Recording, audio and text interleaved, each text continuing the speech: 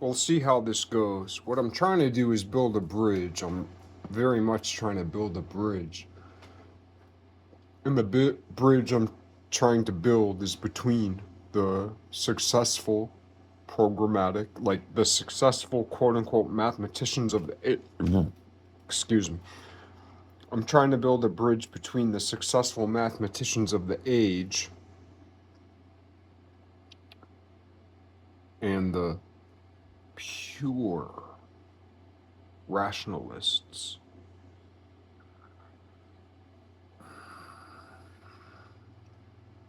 One of the funny things about the pure rationalists, the pure rationalists, do not underestimate that statement. The pure rationalists, like the bridge I'm trying to build between the pure rationalists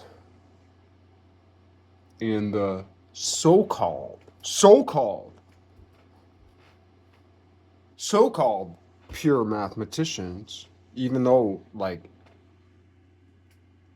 if you graduate with a bachelor's in math, if you graduate with a master's or a PhD or a postdoc in math, you're a better mathematician than me. However, because I am free, so to speak, I'm free to do math. I'm not free to do much else, but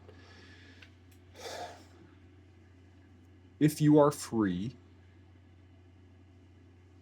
to do the math you want to do, there were never, like, if you do mathematical calculations and you have all these signs and symbols and all this and these, you know, elongated S's we call integrals, which back in the day was maybe an F, maybe an S. Like if you look at the shit Thomas Jefferson wrote, when you see that squiggle that looks like an integral sign that was written before integrals were introduced, that's such a beautiful line. Written before integrals were introduced, right? If you're into calculus, so if you're into Leibniz, if you're into Newton, if you're into what, Diderot,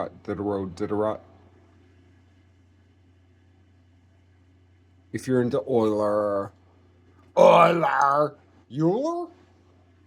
Ferris Bueller, Boiler, Euler, Euler, Euler, Euler. Give me 5 minutes or 15 minutes. Like, if none of this is connecting with you, you need to swipe right, so to speak, 5 or 15 minutes. I think I can get the shit out in the 5 or 15 minutes for the, well, okay, so 1 in 1,000 people care about math. I think that's a fair statement. So 1 in 1,000 people care about math.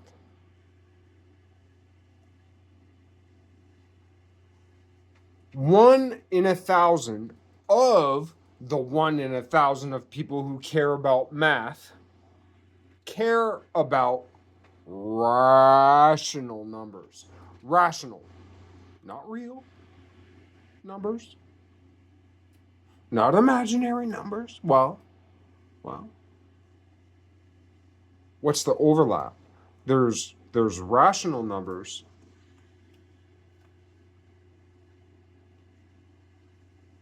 There's rational numbers. There's real numbers. And there's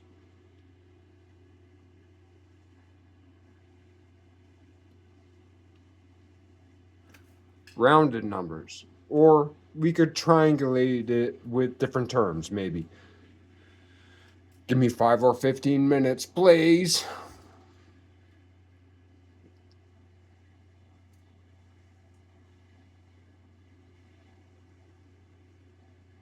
So let me tell you beforehand that the purpose of this video is to show you my new way of calculation of multiplication. Like, there's this famous book, I forget who it was written by, but the title of the book is The Lore of Large Numbers,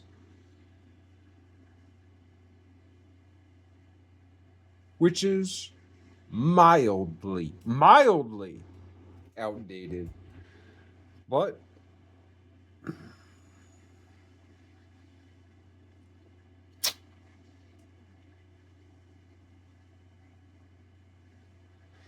people say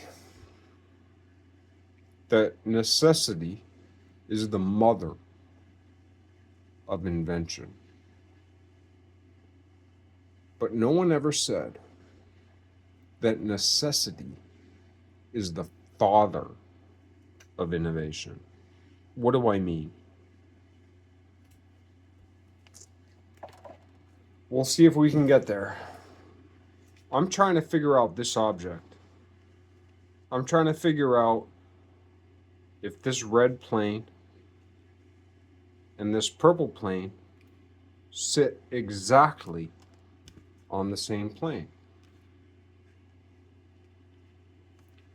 This is more or less where I am in my calculations. If I succeed within the next day or two, I will get to here. I have not yet named this point. I named this point lambda.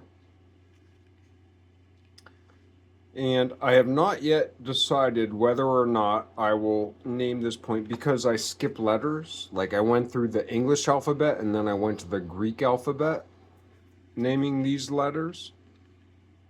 But I skipped certain letters for certain reasons. And this is lambda. And in between these two tetrahedra, like, it's white here, it's white here, right? It's purple here, it's purple here. So where these two tetrahedra conjoin, the middle point I named mu. So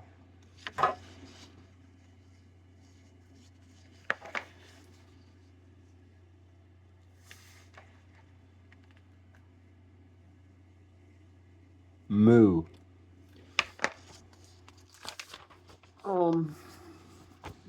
And in Greek, the next letter after mu is nu. Now, nu phonetically is different, but symbolically, nu, well, capital nu looks like a capital N, and lowercase nu looks like a lowercase v. So it's like, I can't use that because people will confuse it with either N or V, two letters I have used before in my geometrical process. Here I am on page 142. So I'm struggling with myself. Should I call it new? I can't. I really can't. I want to, because like M and N in English is that struggle between 12 and 13. The 12th letter and the 13th letter. Or the 13th and the 14th? Wait, what? But in Greek, it's different because there are less letters. In Hebrew, it's like, I think 22 letters, which is interesting.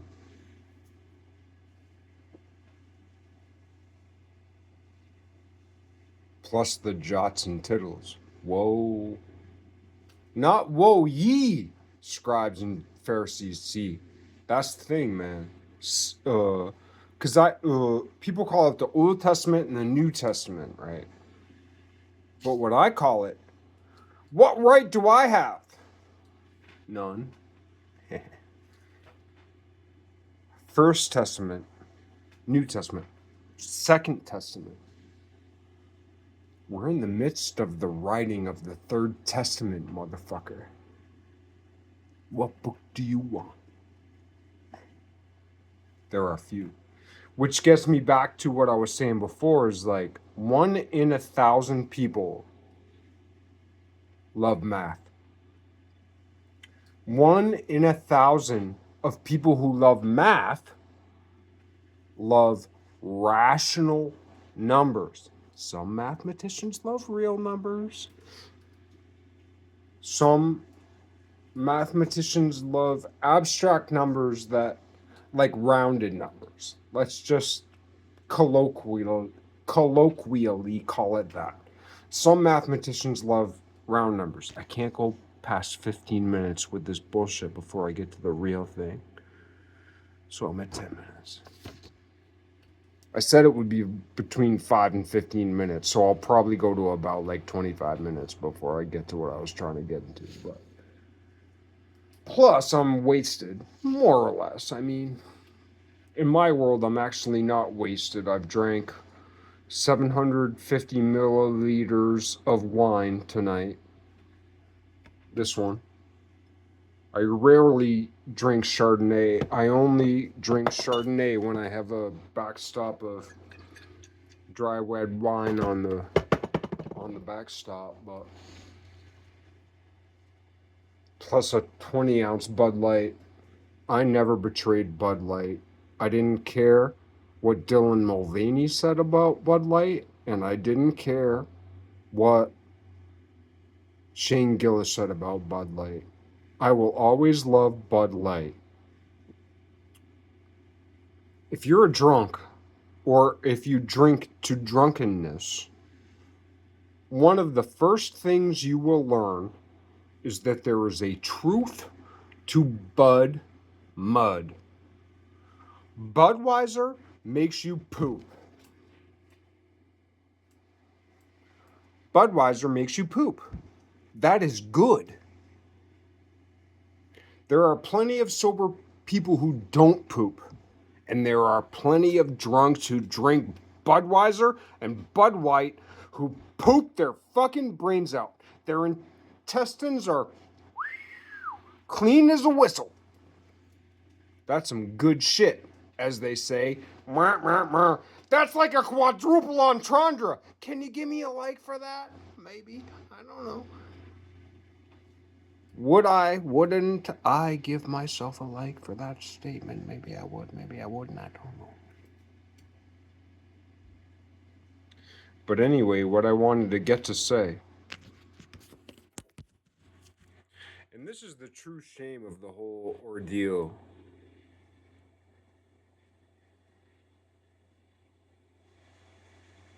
I'm disappointed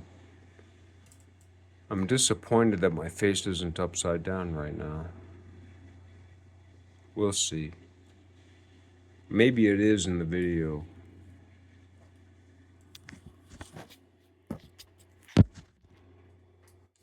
Okay, so doing it this way.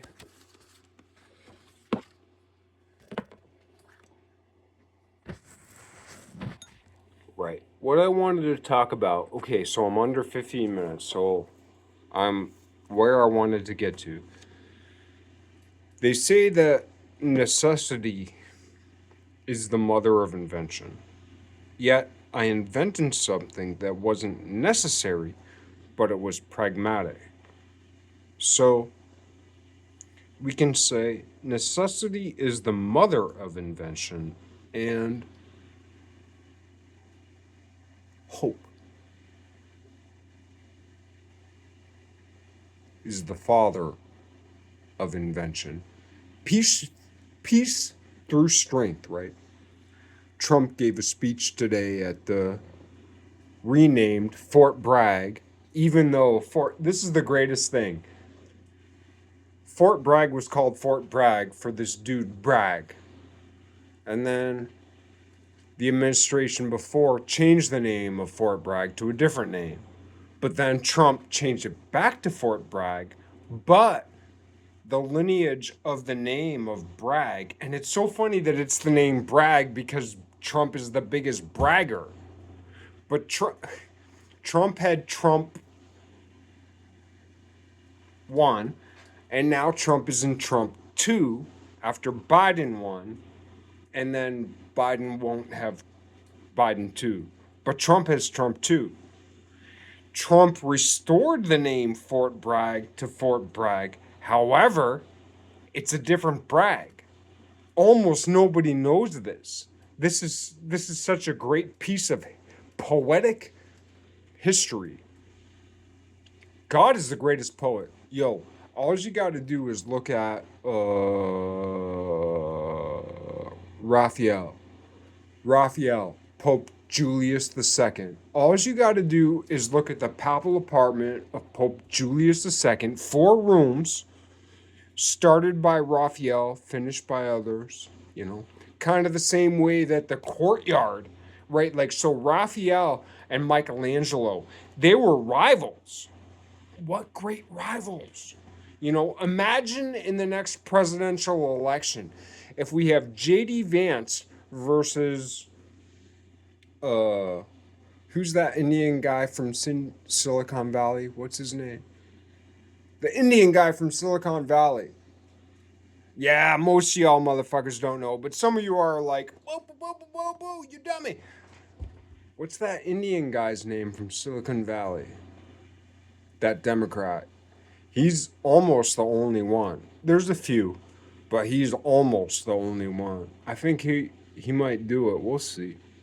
But J.D. Vance, J.D. Vance versus that Indian Democrat from Silicon Valley, Congressman. Rahana. That motherfucker, right? I love Indians. It's like Balaji. Balaji used to be the CEO of Coinbase. And he said it so fucking perfectly. It's the Anglosphere. People don't realize it, man. The Anglosphere. The English-speaking world. The English-speaking world. Britain has given up its territories, right? There's that famous quote by, I can't remember who it was, but something to do with money, like, I don't give a fuck who your ruler is. I just care who prints the money, right? I care who controls the money supply. It's some famous, like within conspiracy theory circles, like it's some famous quote, like, I don't care who rules your nation. I only care who prints your money, right? That's really important. And when you look at money, like, when you have paper money, it's printed so perfectly. When you have gold and silver money, it's refined to the most perfect point. When you have digital money, it's constructed in the most mathematically perfect way. Like, everything about money has to do with perfection. And what does perfection have to do with? Mathematics. What does mathematics have to do with? Fairness. What does fairness have to do with? The balance. We think of Lady Justice. We think of Lady Liberty, right? Holding up that, like Lady Liberty holds up that spire that holds the balance perfectly square. Yeah. And we think of Lady Justice, right?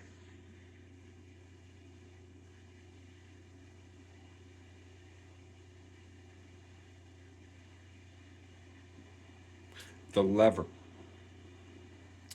Lady, it's funny, like, which way is it? I'm not sure who holds what scale, right? Because there's Lady Justice and there's Lady Liberty. And they're both balanced. And I'm not sure which one holds which weight. Because on one sense, Lady Justice holds up this pendulum that balances 2 weights perfectly square. Right?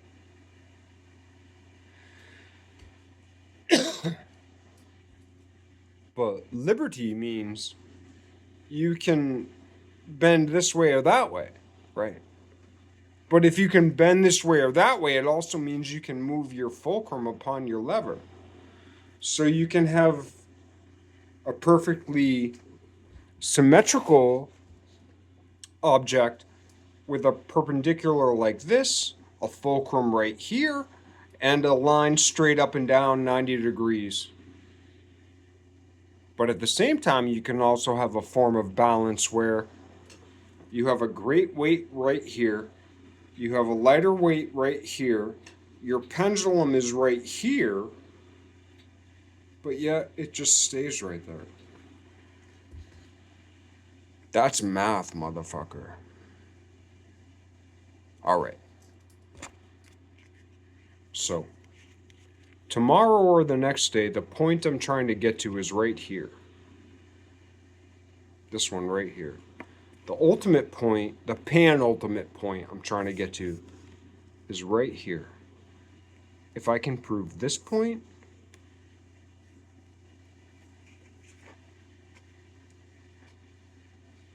this point,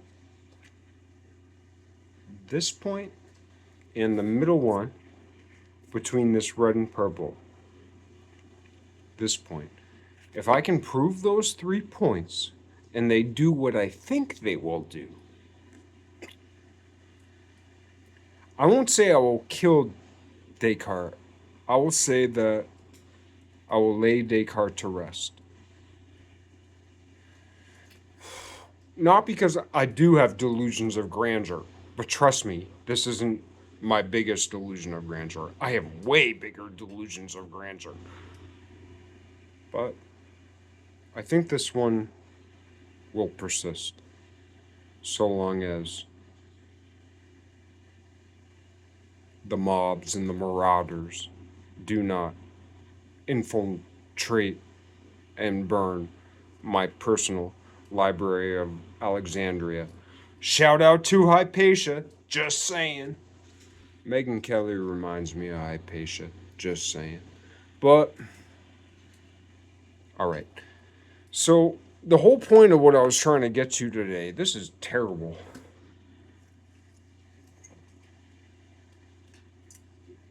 This is that 20-ounce beer I was talking about before.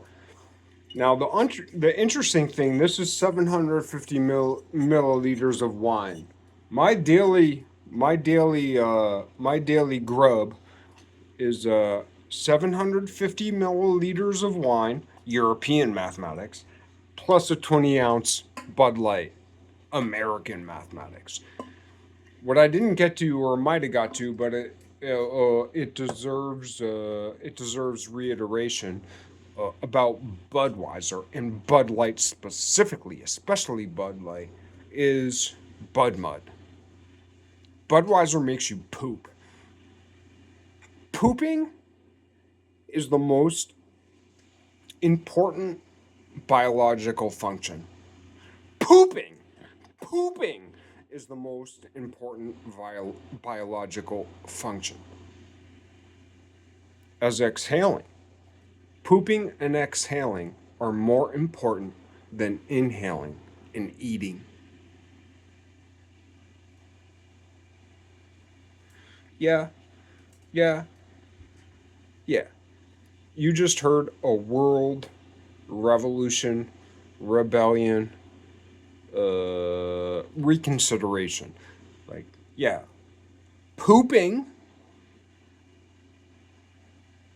and exhaling. Pooping and exhaling are more important than eating and inhaling. You heard it here first. I know you heard it here first. I've never heard it before. Okay, maybe like 1 in a million of you, right? So then I was talking about like 1 in 1,000 people really care about math. And 1 in 1,000 people who care about math care about rational numbers. Okay, so that's like 1 in a million, right? So considering the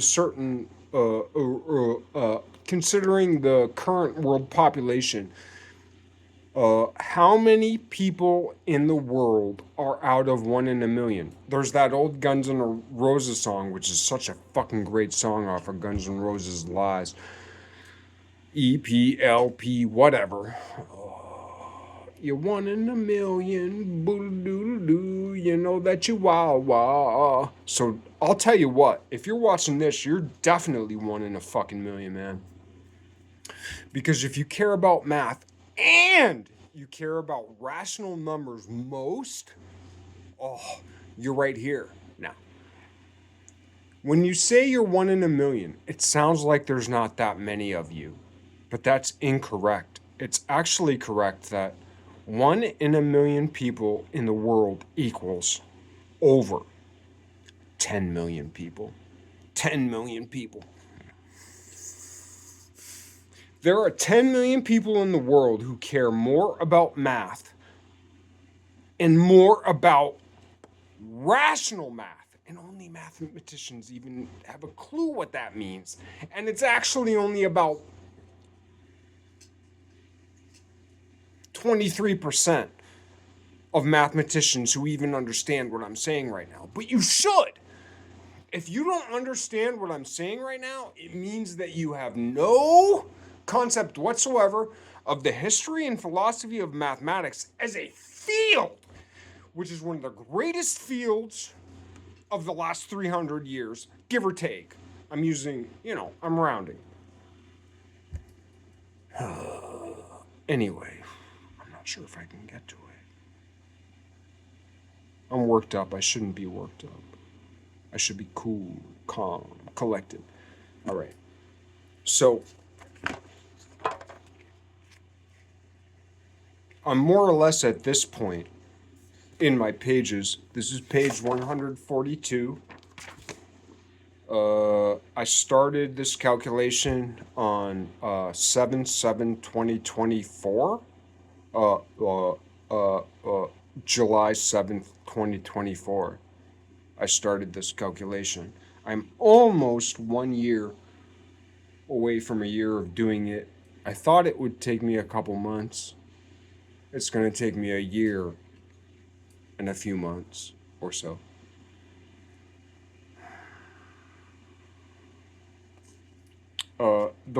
The exact point I'm calculating, right? So this point I named lambda. This point I named u.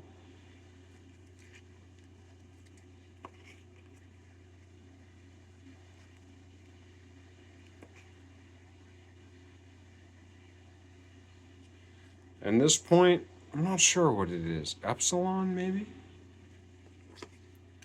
No. I don't know, but anyway. I'm working on... No, wait. Lambda, delta, u. Yeah. So between this blue triangle and this green triangle, there's a triangle that connects them that is defined by the letters I have defined as lambda, delta, u. If you add their xyz components and average them over 3, you come up with the midpoint that I can't describe or delineate or pontificate, point on.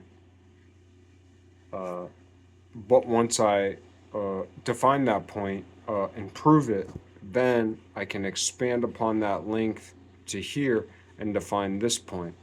And I'm not sure yet if I'll call this point nu or kazaa.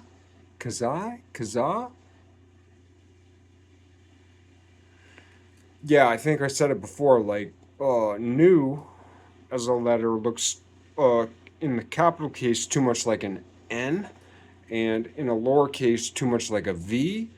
So I might have to skip that letter and go straight to kazaa.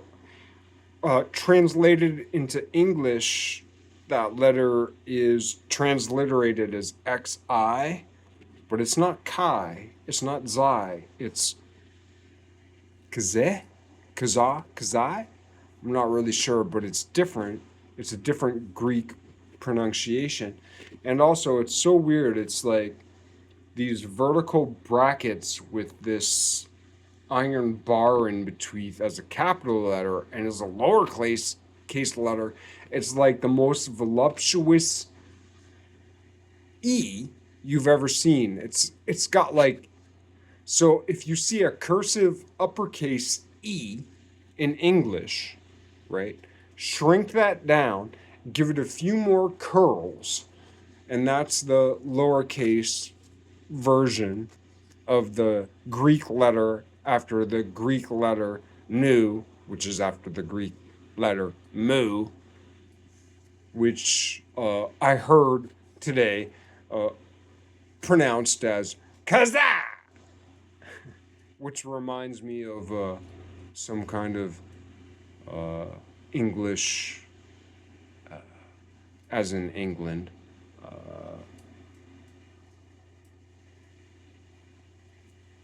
Celebration. Kaza. Kazai? Kazay? Kaza? Kazay? I don't know. Who knows? As Donald Trump famously said as he signed into temporal law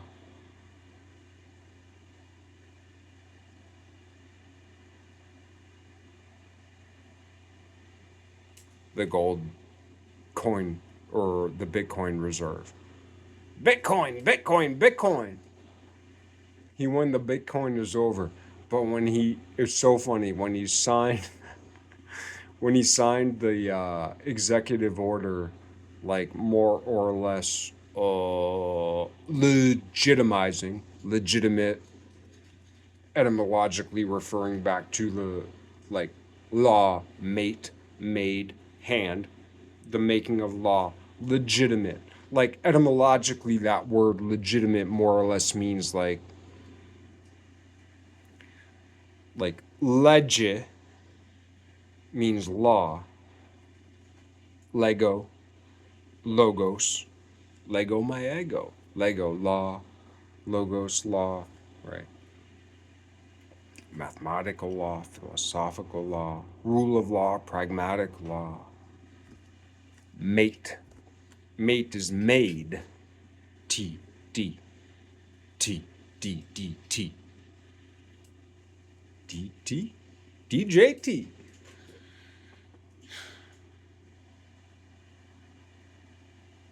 Legitimate. Legal marriage. Mate. Legit. Legal. Mate. Marriage. Legitimate. Man and a woman. A calculation. And the story that tells it. The story that is correct. And the calculations that prove it. Legitimate. Not bad. But anyway, what I'm trying to get to is right here. If I'm wrong, I'll know, and I will abandon this immediately because I already know the next thing I'm gonna do.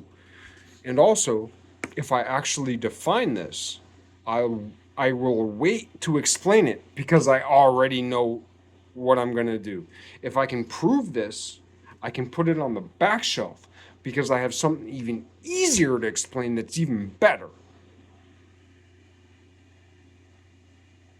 And if this isn't true, I won't even put it on the back shelf.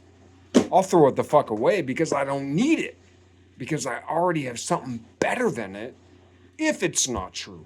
If it's true, it's better than the thing I have on deck. Talk about holding your cash, motherfucker. We'll hold it. We'll hold it. All right, that's enough pomp and circumstance for one day.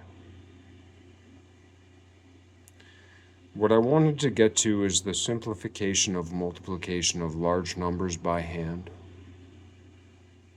It's counterintuitive. So let me explain to you. I'm actually going to have to take a little break. I'm going to press pause. I'm going to maybe watch a YouTube video or something. I don't know. I know there were certain things I wanted to get to today. I'm over time. I'm trailing on what I want to do, but in full disclosure, I'm going to take a pause. I'm going to drink more. Oh yeah, one of the things I wanted to say is I've already drank more than this wine because I had this bottle in reserve, so I've really probably had about 850 milliliters of wine today.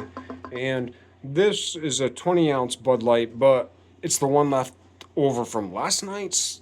And I had like a couple sips of it last night, but I left it there. So I've had like 19 ounces of beer tonight. But uh, I forgot that I didn't need to buy a beer tonight because I had so much like leftover wine. Uh, because my daily ration is 750 milliliters of wine and 20 ounces of beer, which is really cool. Like, like if you live in England and if you live in France, like, here's one of the things we need to get back into the world: functional alcoholics.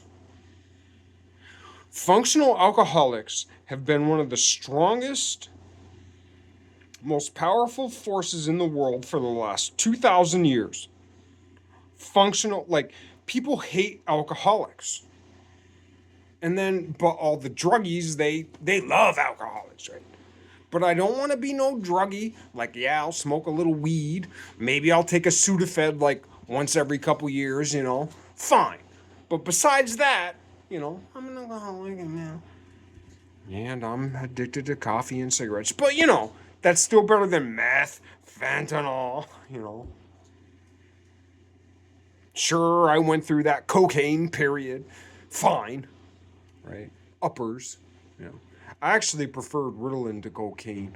Ritalin, at least in my circles, is harder to find today. Like 30 years ago, Ritalin was easy to find. I remember this girl when I was an art major at state school. I remember this girl for my birthday. I was like 23 or 24. Now I'm 48. Ugh. She gave me a birthday card. She was always it would always be like 11:30 at night, and we're in the art painting 2 studio, you know. And she was always trying to get me to go out to the bar. I thought it was because she liked me. Now I realize it was because, well, I realized it a long time ago, but she was trying to get the dude she wanted to be jealous of me. But now that I'm even older, maybe I think like, well, maybe she just wanted me to stand up because that guy was a douche. But I was a douche too, and so was she.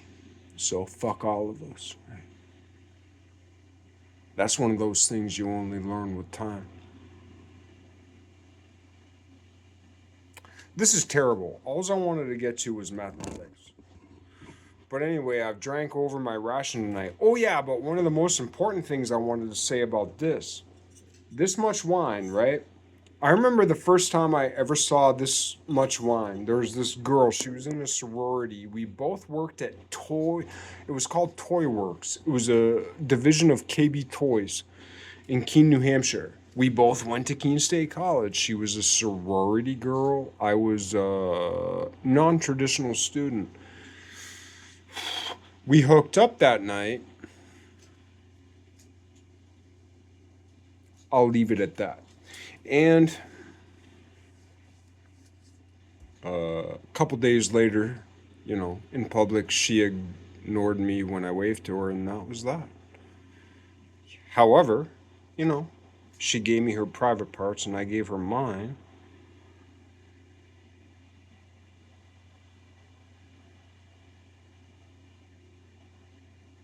But anyway, she was the first person I ever saw who brought this. Like it was a BYOB and a BYOP party. Bring your own beer, bring your own pot, you know, but we'll share. That's fine. But I remember I was like 22, 23. I was 23, she was probably 21. And she brought it was a red wine. It was a red wine. But I remember she brought, and she was a sorority sister. Dude, she was up on my dick like a motherfucker that night. But the next day or the day after, when I saw her in public, she was avoiding me like the black fucking plague. Now, maybe it's because she's embarrassed the way I look. And maybe it's because I didn't fuck her good enough. Which I wouldn't have, because I wasn't into her. That's some hard truth, man. You know? God hardened Pharaoh's heart. I always think of that. I think of that when I think of Judas. God hardened Pharaoh's heart. God hardened Pharaoh's heart.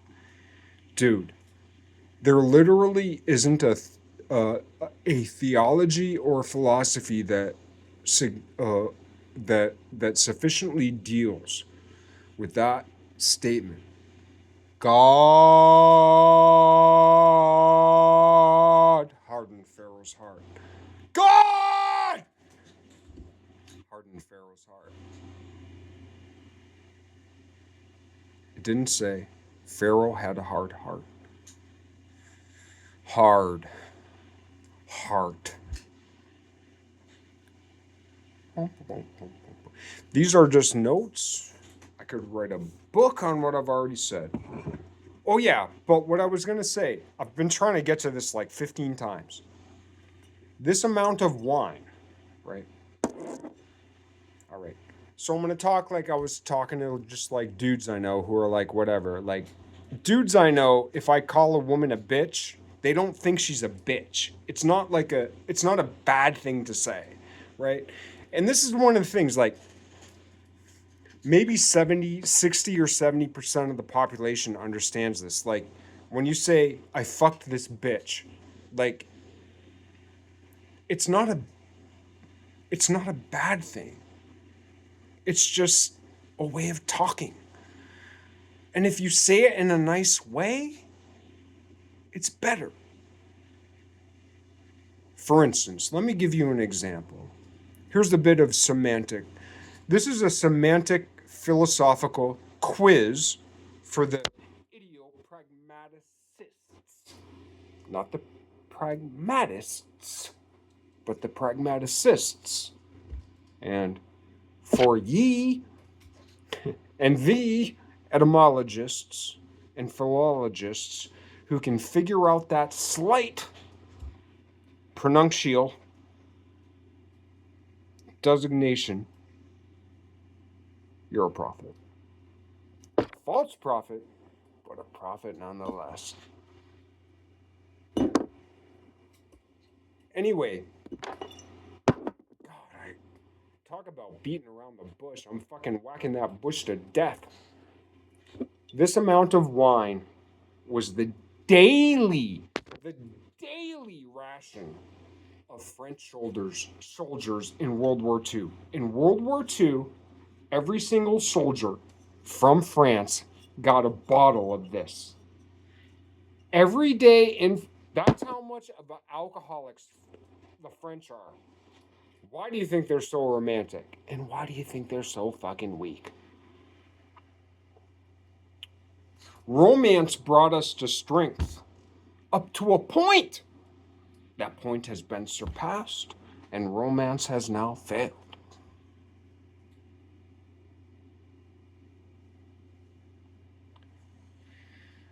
Oh, God damn it. So, now I'm at like 850 milliliters of wine. Like, I'm at 2 days of rations today. But it's because I saved up my rations before. Like, imagine if you were sober. Imagine if you were sober in France in World War II, and every day they gave you a bottle of wine, and you hate wine. 750 milliliters. That was the ration of the French soldiers in World War II. Or at least I read it once. Read it. READ space IT REDDIT. Did I read it or did I read it? That's a good tagline. Just saying. Free use. Copy wrong, free use. Someone take that, please. Take it. Take it. Sell it. Make $1 million billion off it. Read it. Read it. Read it or read it. Read it, read it. I read it. READIT. I read it, R-E-A-I-T. I read it, R-E-D-D-I-T. 750 milliliters. The French ration, like French, the French were functional alcoholics. So currently Trump is like reinvigorating this idea that, like, we won the war. I still kind of think Russia won World War II. They had 50 million people who were ready to plunge themselves into hell to win. That's pretty fucking good. Especially back then, man. 50 million people back in the 40s, back in the 1940s, 50 million people. That was like 10 times more. Like 50 million people today is a lot of people. But percentage of the population of the earth, 50 million people back then when Russia did it, was a lot more. We're going to have to pay, motherfuckers. Me too. I'm going to pay. I hate it. But here we are.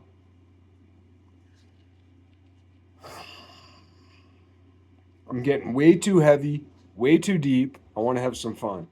All right. So before I get to the math, which is my favorite part, before I get to the math,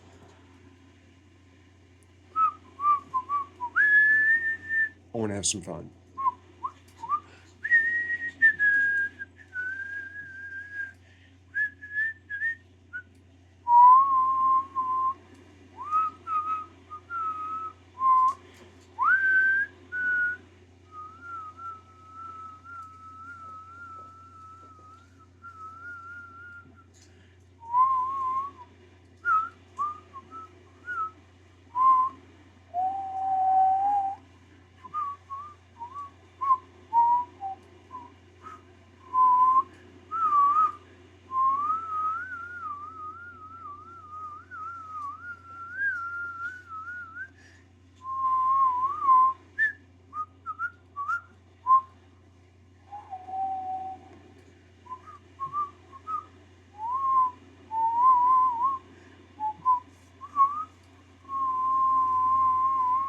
In my mind, it sounds so much better, but like, how do you paint the dream of a mind?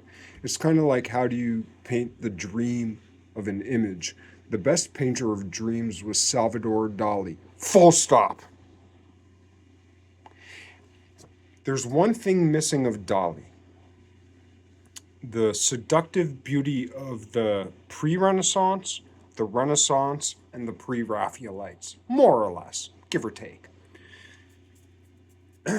Dali is the most beautiful art ever, and the only thing that could be added to Dali would be the pre-Renaissance, even though he's the master of the pre-Renaissance, the Renaissance, even though he's the master of the Renaissance, and the pre-Raphaelite, even though he's the master of the pre-Raphaelites. And there's another guy. His name starts with a B. I'll leave that for later. But on the other hand, Dali said himself, he resisted. This is what he was a master. But Dali said, I refuse, and I'm paraphrasing. Dali refused to make paintings more beautiful and more perfect than the paintings he created, because he believed if he made this is unfucking believable. It reminds me, like, there are a few quotes, a few themes in like art history that I'm familiar with that are like few, if any, that are less important. Dali said, like, I refuse. Right? I'm actually reminded of Rauschenberg. There's this great video of Rauschenberg. He's sitting on the top of like it's a big ladder. It's like I don't know what it is, a 14-foot ladder or a 24-foot ladder. Rauschenberg is sitting on this the top of this big ladder in black and white. It's the value. It's not like black and white deep value resolution. It's a very not monochromatic, but the contrast is, it's not low. It's like medium low or low medium of Rauschenberg on the top of this ladder. It's one of the greatest quotes in fucking art history. This quote could literally save the world for art. And when I'm talking about art, I'm talking about visual art, music, like everything. Everything. Rauschenberg sitting on the top of this fucking huge ladder. It's so perfect. And it was right around the time that he made that. It's one of the greatest pieces of art ever made. The Machine That Destroys Itself. It's fucking perfect. Like, all modern art should have died right then when Rauschenberg made that. Like, forget the goat with the tire on the thing. Forget all that shit. When Rauschenberg said, and I'm paraphrasing,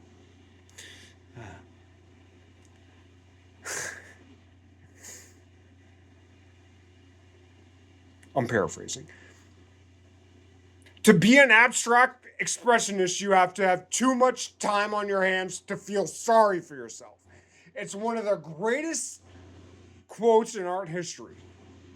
It's like when Mark Twain said, history doesn't repeat, but it rhymes, right? Mark Twain, and that's actually not even true because it doesn't rhyme, it hemichandras, huh? That's for you hardcore 1 in a billion etymologists out there just saying, when hemichandra, right? Mark Twain said it, history doesn't repeat, but it rhymes, right? But that's the same thing when fucking Rauschenberg said abstract expressionists have to have a lot of extra time on their hands to feel sorry for themselves. Now, as a appendix addendum, as a footnote to that, I would say he was correct. However, there's a shaving, there's a shard, there's a sliver off that you can take that opposes it, you know, like the yin to the yang, or the yang to the yin, like, or yang.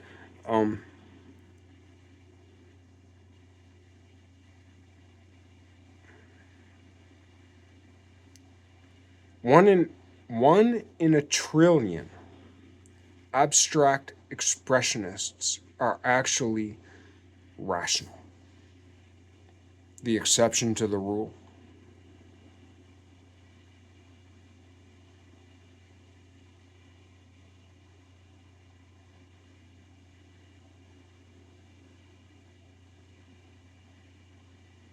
I don't want to get too heated on this. I want to be cool.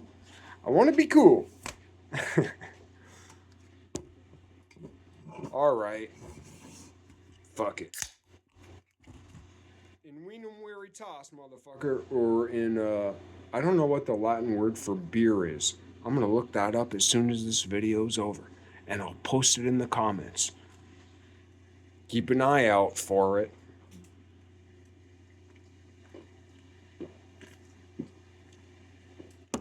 So basically tonight I'm taking 2 nights ration, or 2 or 3 nights. Tonight I'm taking 2 or 3 nights ration of French World War II booze, army, military rations.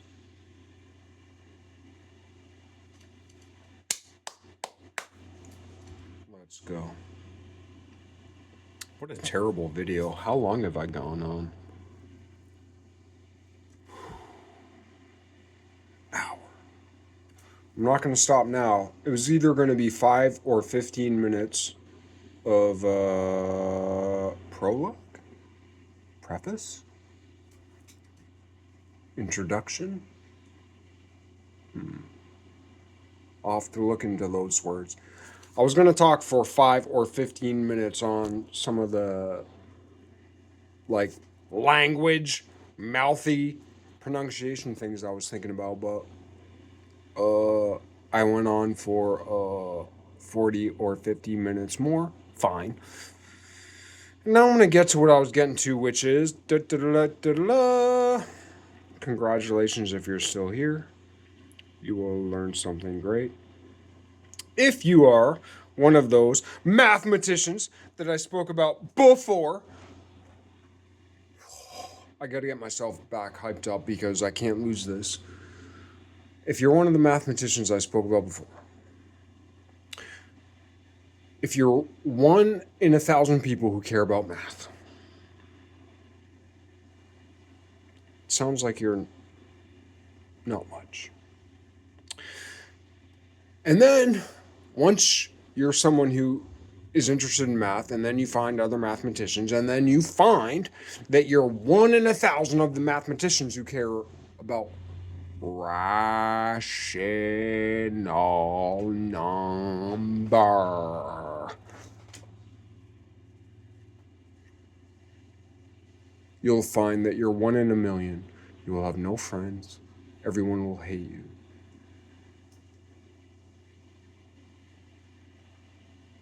Yet, you might be the one who's correct. While 999,999 people who are your so-called peers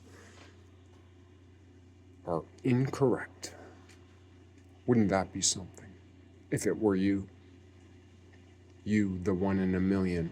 Now, today with the world population being what it is, if we collected everybody who was 1 in a million, and I suggest you pause right now and listen to the 2 versions that I'm aware of. There's obviously more online, but the 2 versions that I grew up with of the Guns N' Roses song, 1 in a million, I suggest you pause this video and go look at that video, because that's a good video. It is what it is, but, you know. When I was a 14-year-old with a boner, 1 in a million made a lot of sense. And for the last 20 years, it hasn't made a lot of sense. But now it actually makes a little bit of sense again, if I'm thinking about something different. Like Hypatia! Just saying. Anyway. I'm not sure if I can do this. Tell you what. I never do this. I do this. I do this all the time.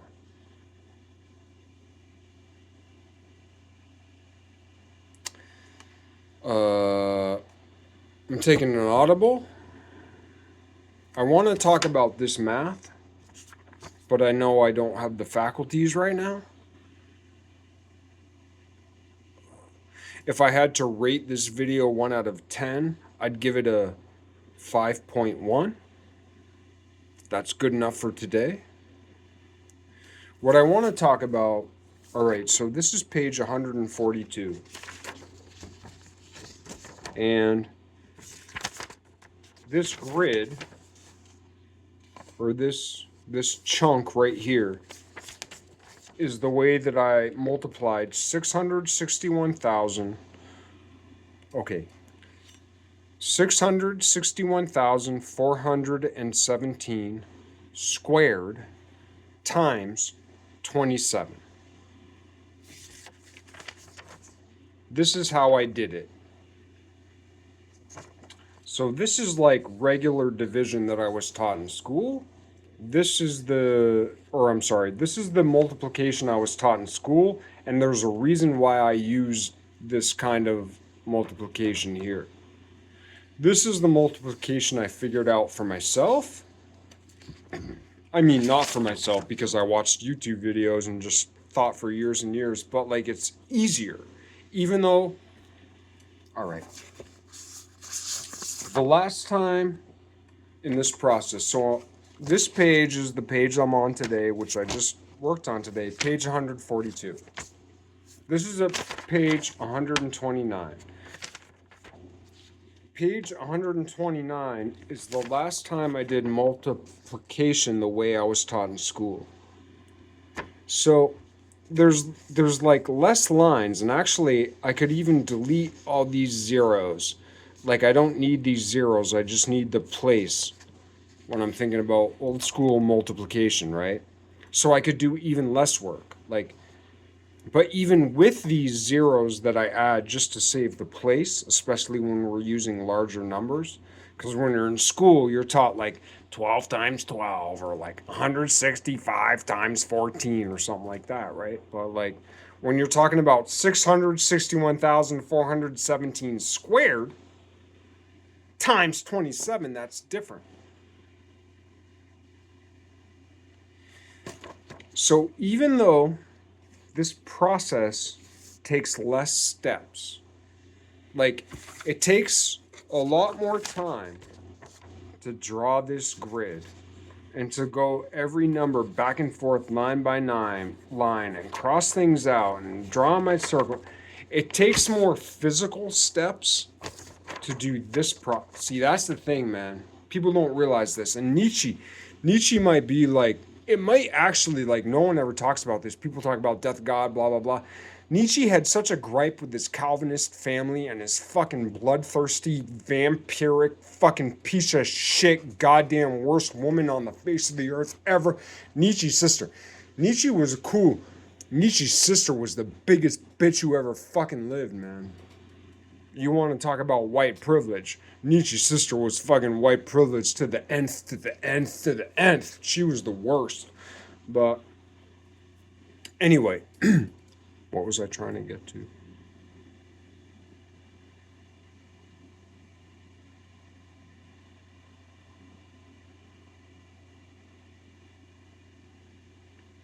Oh yeah, Nietzsche talked about like how you have to eat a lot if you think a lot because your brain like burns more calories than your body if you think a lot. And that's actually true. Like that's been fleshed out, man. That's been flushed out. That's been fleshed out. If you think a lot, you need a lot of energy. Crazy. Yet the people who think best think cool and slow. Isn't that something? Tony Robbins talked about that back in the day. Calculating faster, running cooler. 20 years ago, Tony Robbins was talking about that. And that ain't quantum. Because you think digital computer, NVIDIA, hot, right? Because the shit's hot. You got to run those cooling systems through them, you know? And then you think of quantum computing, cold. Near, you know, you got to cool shit almost down to absolute zero. What? That's not the way God created the earth. But God did create the earth so that we could go there in little places.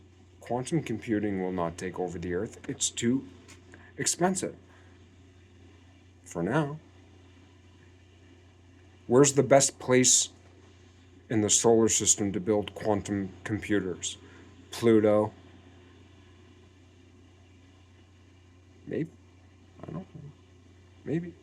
Why don't we build our quantum computers on Pluto?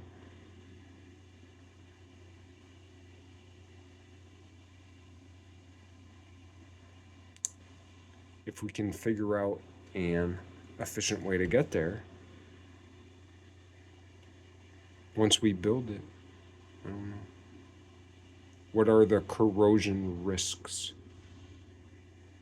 on Pluto? What do we build it out of? Do we build it out of aluminum? I don't know.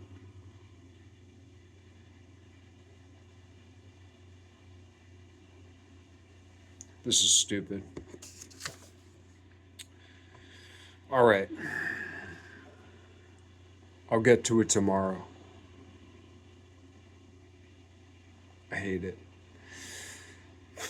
I hate that I'm not getting there today. But what I want to talk about is that this way of multiplying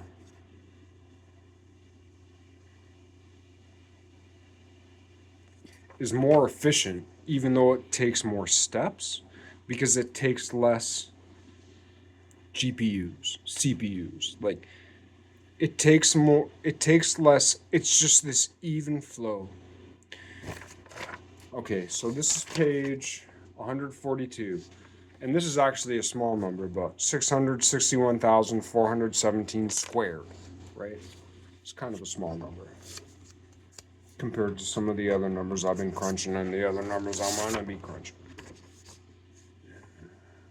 130. Where's 129? 131. Where's the goddamn 120? 120. So then we have here 2,810,279 squared. Right. And it goes like this, and it looks much neater. It looks like there are less steps. Whereas this, it's a smaller number with more steps. However, what these static images fail to, and I'll get to it next time. So if you're still here, if you're interested, please watch my next video. I'm not saying I promise to clear it up, but I'll probably clear it up in my next video. Is that there are more steps, but your eyes move less. Like, the eyes are the organ most connected with the brain. And the more your eyes have to move, the worse off your brain is. The less your eyes have to move, the better off your brain is. If you can catch something out of the corner of your eye that matters, and then you focus on it, judge it, assess it, realize whether or not you need to put your focus here or back where it was, that's better than like just every little flashbang, little thing that fucking goes on and you're like, wah, wah, wah, wah, wah, wah, wah. But if you can focus, that's better. So the thing about multiplying like this is that your eyes are always going back and forth. Your eyes are moving, like, even though this is less writing, even though multiplying like this is less writing with your fingers, your eyes are writing all over the place. They're going back and forth and back and forth and back and forth and back and forth and back and forth. Like, in this multiplication, your eyes probably travel 250 yards. If you added up how many times your eyes went back and forth and up and down in like every direction, if you added up all those distances, you'd probably have like 500,000 yards just doing this little multiplication problem by hand. Yeah. Now this, it looks like it's more because there's more hand things, but it's counterintuitive. The more you move your hand, the more you move your hand more or less accurately, even if not precisely, but accurately, the more you move your hand, especially if you work with your hand because you're good with your hands, the less your mind moves, the less calories you burn. You think because your mind is supposedly immobile that your mind doesn't consume much energy. Wrong. You think because your hand actually moves, you're burning more calories with your hand than you are with your actual brain. I'm saying mind, but also brain. Your brain burns calories like a motherfucker. The more you think, the more calories you burn. The more you get depleted. You can think yourself into a black fucking hole. And that's what the enemy wants. So anyway, I thought I would get to the proof of this, but at least, at the very least, I at least have this proof of this.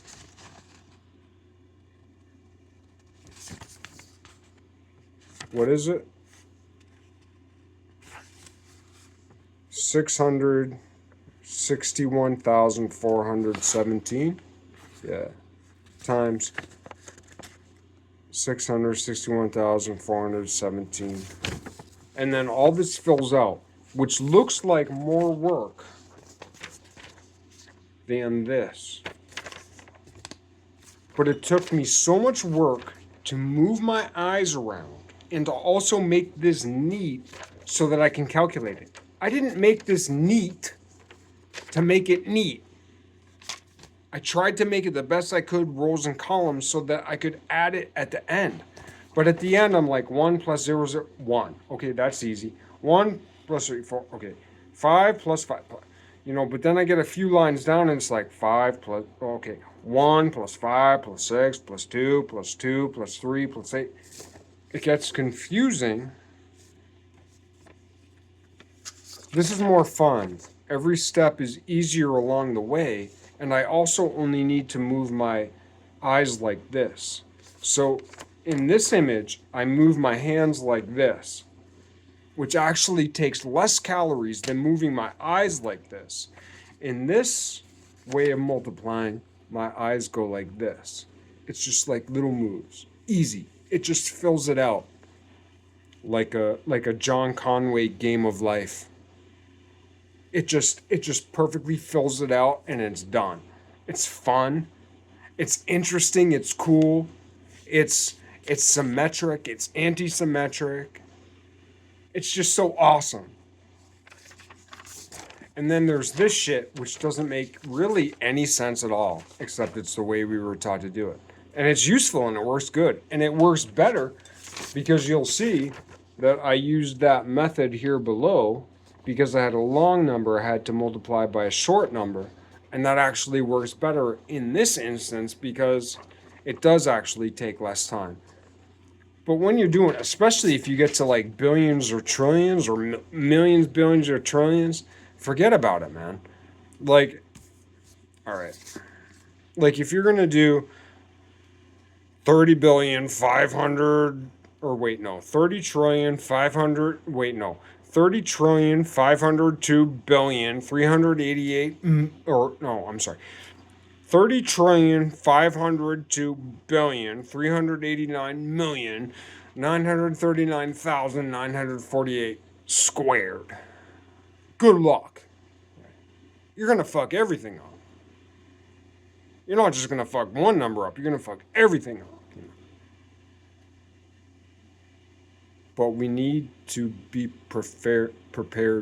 We need to have systems in place to identify the way in which and how we fuck shit up because we know we're going to. So we need to have systems in place that catch the fuck ups. That single innovation could revolutionize not only the world, but the cosmos. I know. Why not? Why not? Why not? Why not? Why not? I'm not going to do it. Maybe you will. Maybe you will. I'm not here to save the world. I'm here to find the one that saves the world. Think about this. I don't even know who I'm talking to, but I know I'm talking to someone.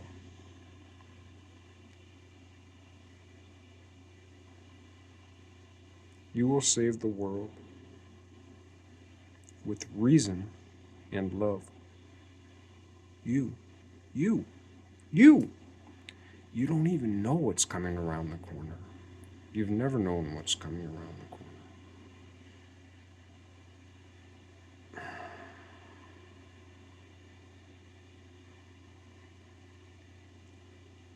As a sinner, I will evaporate in hell as I reach toward the Valhallan heaven.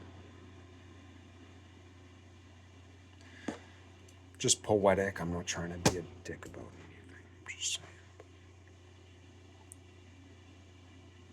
I'll perish in hell, falling through purgatory like a lead balloon,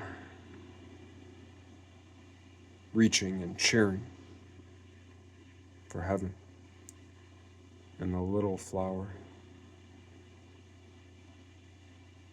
who wonders about the savages.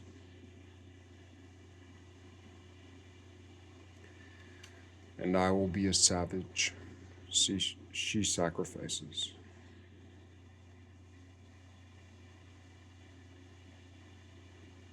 If I die for any saint, may it be either the Little Flower or Saint Agnes of Rome. Why not? That's today. Also, big shout out for Saint Christopher, Saint Raphael, Saint Michael. And I think it's September 29th. Michaelmas. I think we need to bring Michaelmas back.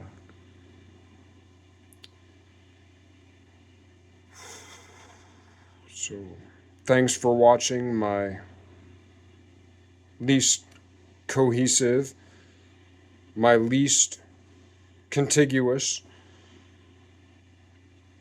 video ever. I don't promise that my next video will describe the new way of multiplication that I figured out.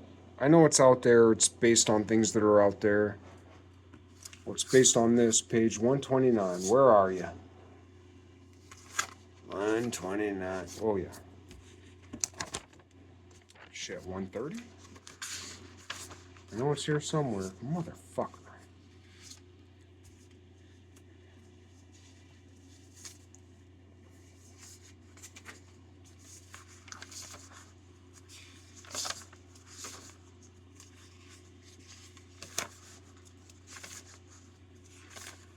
Come on, bitch. Right, 129 was the last time. So I gotta get to the back of the page. Oh, yeah. So 129, 142, and page 132, 10 pages back, 527, May 27th, which was a couple weeks ago, thereabouts. When I figured this out, because there's this way of multiplying, but then I figured out how to put it into the decimal system, which was really easy, and it's even easier this way, because there's this way of line multiplying. Some people call it Chinese multiplication, which is a misnomer, but there's all kinds of misnomers in math. The Pythagorean theorem is a misnomer, you know. But hey, there's a reason why we attribute that theorem to that guy.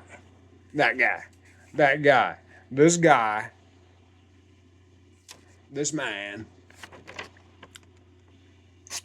But yeah, so I'm going to talk about next time or soon, I'm going to talk about this way of multiplication and this way of multiplication, and how this way looks easier but is harder because it makes your eyes move more. And this way is easier because it makes your eyes move less, but your hands move more. But if you're accustomed to working with your hands move faster than your eyes.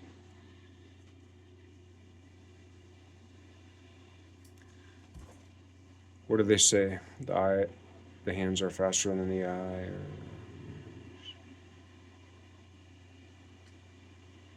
Mathemagic. Yeah. I wish this video was better. I'm sorry it's not better. Also, let's right, the Rosary is the series of Hail Marys. But there's also like one version of Hail Mary. I would like to today declare the Protestant prayer for Mary.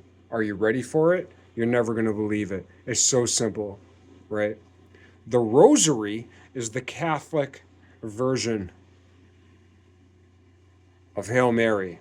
All of Protestantism has revolted against Mary, it seems. Not all, but most. There are actually Protestant sects who are Mary reverent. Do your homework.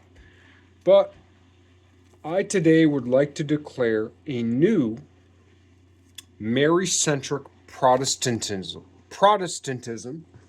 Why not? Why not nail that treatise to the door? Is this any less of a treatise? Who knows what door this treatise will find, right? Why not?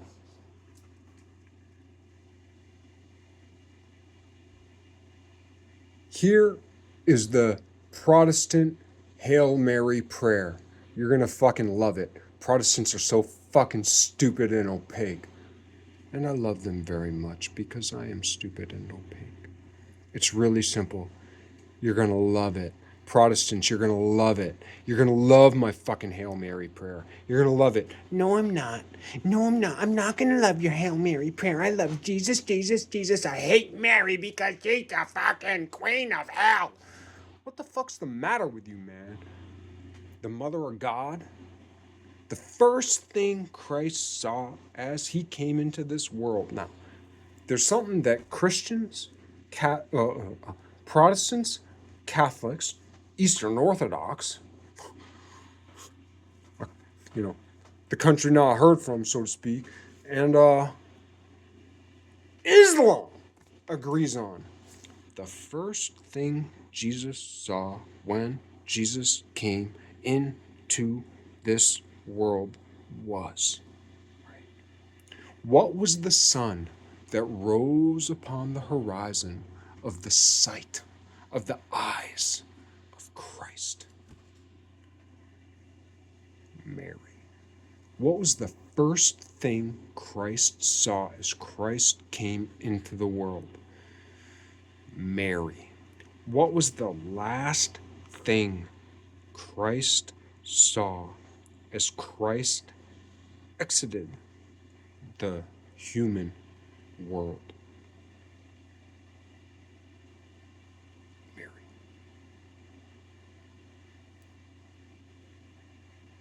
I am that I am, so says God. I am the Alpha and the Omega, the beginning and the end. God said, or so it is said, God said, I am the Alpha and the Omega. I am the beginning and the end. I am the A and the Z, the Alpha and the Z. That's what God said. Okay. I am the first thing, says God. I am the last thing, says God. God is the first and the last in eternity, which should tell you something about eternity, that there is a first and a last in timelessness. Most people don't understand that.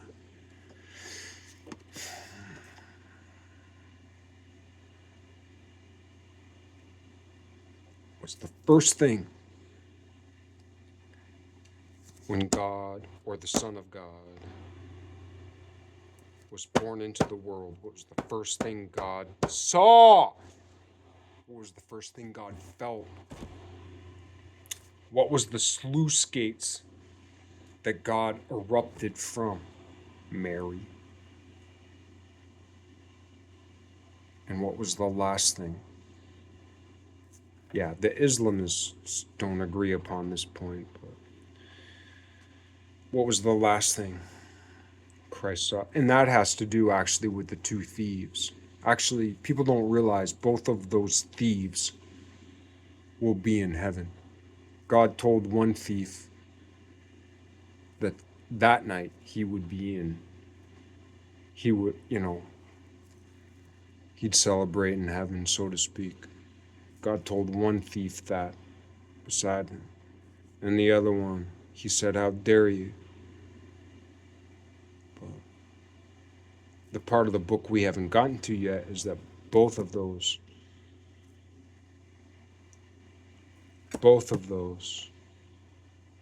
will dine in heaven someday together. Take it or leave it, man. The sheep have been saved, and the goats are gonna be saved. But you have to be a really good riddler to figure that fucking one out, man. Really good one.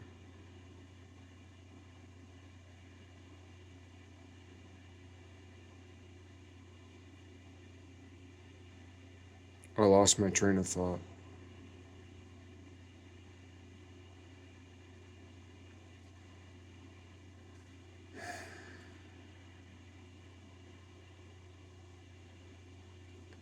And when I lose my train of thought,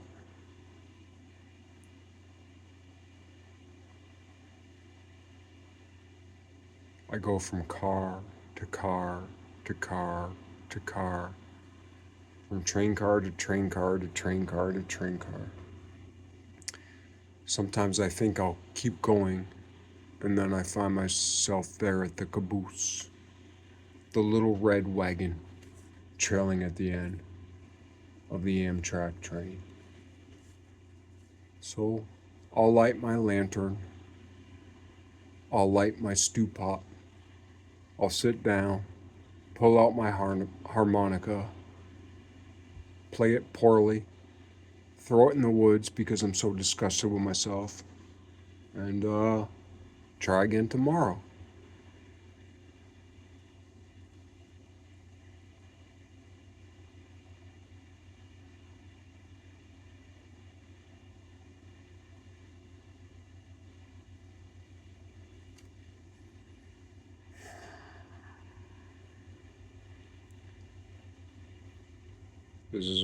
This isn't what I expected, but very typical.